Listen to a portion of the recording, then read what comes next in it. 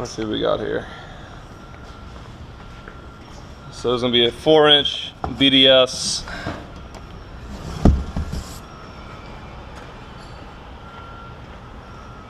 Fox shocks front and rear.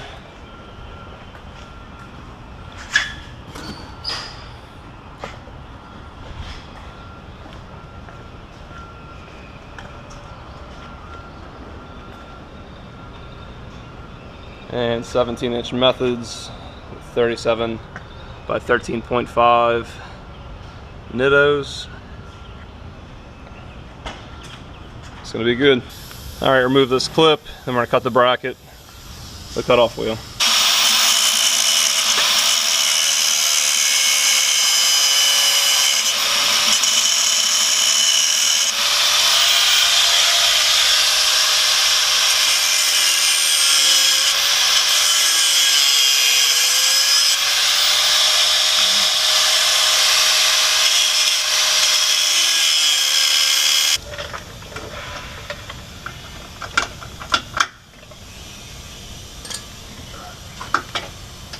Support there.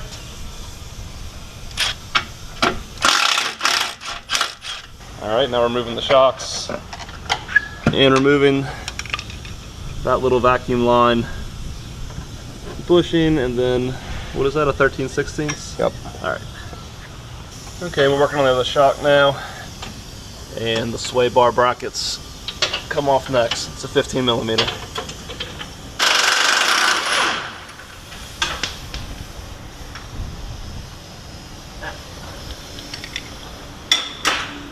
All right, we have all the vacuum lines off on both sides. Remove the bump stop. You pull off the rubber bushing. It's a 10mm bolt underneath. We are going to keep on making progress. Oh, look how heavy these things are. Yeah, pull that rubber off. The little coil isolator. Damn it, on it. Okay, we just lower the axle, the floor jack.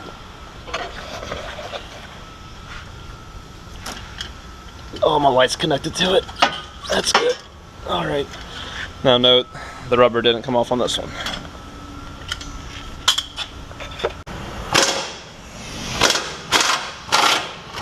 Moving this now.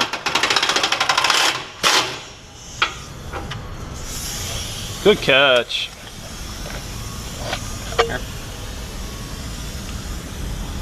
This joint just looks like it's gonna blow apart. And all that is a nice little bracket that holds all your bolts. Alright, so the new pitman arm's on. After all of the failures of these pullers, no matter how much you try, 2 arms, 3 arms won't grab it. These are not going to get it done. Too much pressure, it just pops right off. This, our saving grace. Where was this from? AutoZone. AutoZone had this puller, and obviously so much beefier. You can see it's concaved in there. This was the only thing that got it off, and only this bolt will fit. You can't get both in, but it's most important to get this right here all the way threaded, because it's kind of tapering around it. You don't want to slip. If this slips one time, it's going to gouge the aluminum and you'll ruin the puller. So far this has been the only hard part of this install. Well, let me get over there first. All right, we got this side in.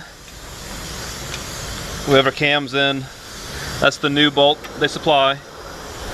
Then over here we just put 1 bolt out the bottom so we could rotate the axle to get all of these lined up. So when we let that rotate, we were able to put this bolt in, use it as a big lever, and push this arm into the chassis. Nothing to it. Alright, so we got our drop bracket in now. We were missing these 2 washers right here, or 1 spacer, but we filled it with 2 grade 8 washers, so we're good on that.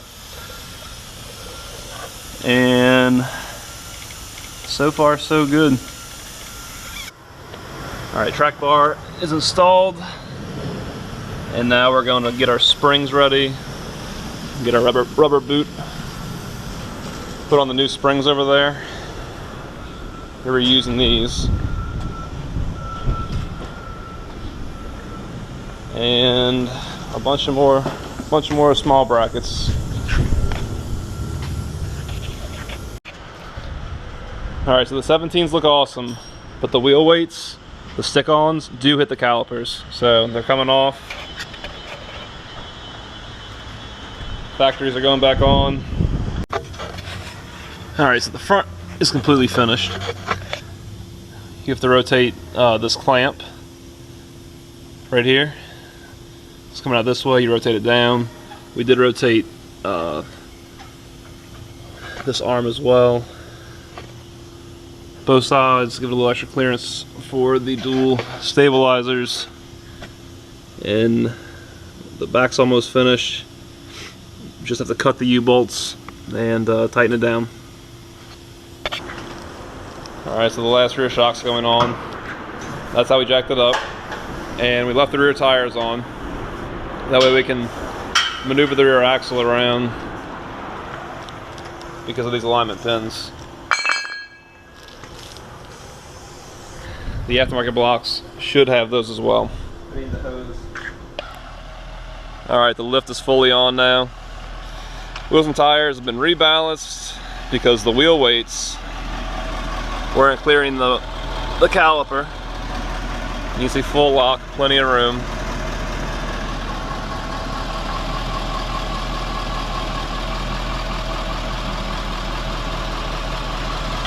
It does clear, but this might have to be trimmed a little bit. Just if you're going to articulate it at all, it's going to rub that. Now these are 13.5-inch wide tires, so make a note of that as well.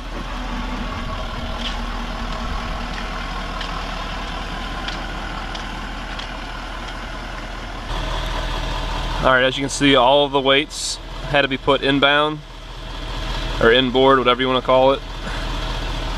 When we had them on the back of the rim, the caliper was actually rubbing the tops of the weights.